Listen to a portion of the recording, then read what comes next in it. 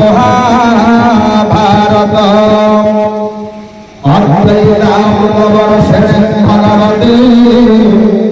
মস্তাদশাধ্যায় Mohammad Ramon সপ্তধারী ভগবান গীতে टांगी चौधर ब्लॉक अंतर्गत महिषालंडा ग्राम प्रसिद्ध निमगिरी पीठरे विश्व शांति गीता यज्ञ आरंभ होईछि। मंगलवार खोलताल घंट घंटा और शंख बादन पूर्वक भावमय परिवेश रे कलश यात्रा अनुष्ठित होई जाइछि। प्रत्यह सूर्य पूजा गोपूजा गीता पारायण और गीता मंत्र रे आहुति प्रदान कराजिबा कार्यक्रम रहिछि। चलचंचल होई उठिछि आध्यात्मिक निमगिरी पीठ। माघ शुक्ल सप्तमी ठारू एकादशी पर्यंत आध्यात्मिक परिवेश सह आडंबर सहकारे 5 दिन पई चलिबाकु थिबा गीता यज्ञ 8 तारिख रे शेष हेबो। श्रद्धालु और व्यवसायी भिड़ को लक्ष्य रखी विभिन्न पदक्षेप मान ग्रहण कराजिबा पई यज्ञ कमिटी निष्पत्ति नेछि। गिरिपीठ और रास्ताघाट परिष्कार परिच्छन्न सहित यज्ञ दर्शन पई आसुथुबा समस्त श्रद्धालुंक पई प्रसाद सेवनर व्यवस्था मध्य करा जाइछि। मोना दुर्योधन राउत आम ग्राम महिषालंडा ग्राम अधिवासी ये अनुष्ठान दीर्घ 58 वर्षर अनुष्ठान 58 वर्ष पूर्वे ये अंचल विराट मयूर क्षय होता तेणु ताकू आधार कर गीता यज्ञ आम पूर्व पुरुष मैंने आरंभ करते जहाँफल एभली वर्षा है जे हाँ पूरा जलमग्न हो गला आमर जमीबारी तेणु से दिन आम पूजा अर्चना करूँ बहुत कीर्ति कार्तिमा अच्छी जो थे कि बहुत लोक ये अध्याय पढ़ी मानसिक पूरण करती गीता पाठर कंठस्थली ये आम 5 दिन गीता आलोचना करा जाए एथिरे लोकंकर भक्ति भाव उपजापी ये सबूर संस्था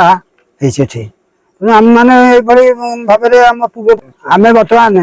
अनुरोध करुचु ये अंचल बहुत लोग जमुंट ये जगटा को कमी सरकार दृष्टिगोचर जाता एक गोटे पर्यटन भाव में विवेचना करा जाता आम भारी खुशी हूँ। पंडित श्री सत्यवान मुद्रा पुरी जिला पारिगुड़ी आज्ञा राधामाधव रत्न पीठ चली दीर्घ 50 वर्षर गीता विश्व शांति महायज्ञ गीता पारायण को ये विश्व कल्याण निमंते गीता पारायण यज्ञ होची। सनातन धर्म हिंदू धर्म सनातन धर्म मुख्य उद्देश्य होची आमर कि सत्संग करवा गीता पारायण आगु को लेके जावा समस्त मन भितर भाईचारा बजाई रखा गीता पारायण करने द्वारा समस्त मन में निर्मल स्वभाव चिंताधारा भावना जागृत हवा एथिबें जा हो जेहेतु बहुत भल लगुच आमर पूर्व पुरुषर आज्ञा माने दीर्घ 50 वर्ष धरिकी बहुत वयस्क आज्ञा माने अच्छा कमिटी सब सहयोग कर रही ठाकुर पाखे 5 दिन माघ मास शुक्ल पक्ष सप्तमी रु आरंभ हो एकादशी तिथि सरुची आ षष्ठी तिथि आमर संगम ये होता है अंकुरार्पण होता है। सप्तमी तिथि सका उठी जलयात्रा होता है। जलयात्रा समस्ते भाई भौणी मैंने जाई गाँव आबाल वृद्धवनिता मैंने जाई मन आनंद जल पूरण कर ठाकुर पाखे थोक 3-5 दिनात्मक विश्व शांति गीता यज्ञ